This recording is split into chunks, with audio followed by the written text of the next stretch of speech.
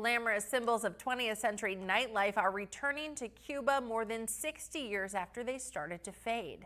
Patrick Ottman reports from Havana.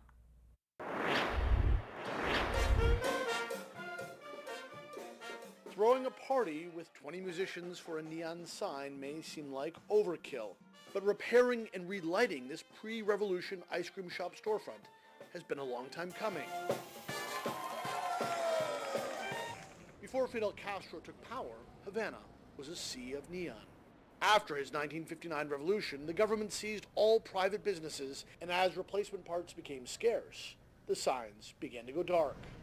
Cuba was an early adopter of neon. It rivaled Paris and New York in terms of the amount of neon. Enter Adolfo Nadal. He co-founded a small band of mostly U.S. and Cuban neon enthusiasts who've made it their unlikely mission to rescue as many of the signs as possible. It helps you see the city in a new way. It brings back a lot of the memory of the city. People remember these signs from the 30s and the 40s in Havana as well. For the artisans who search out and repair the signs, it's a labor of love that can take months.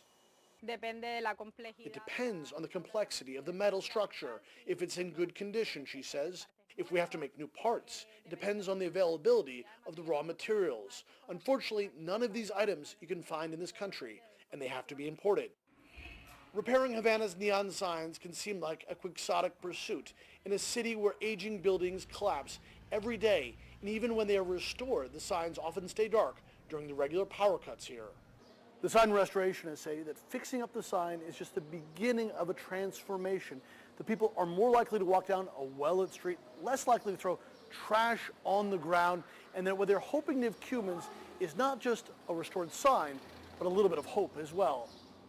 Nadal says the signs are his small gift to the homeland he left at a young age.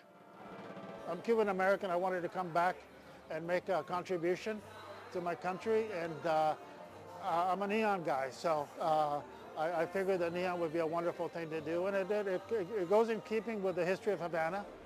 His team's dream, as they slowly bring the lights back, is that the neon signs are not just part of the city's past, but also its future.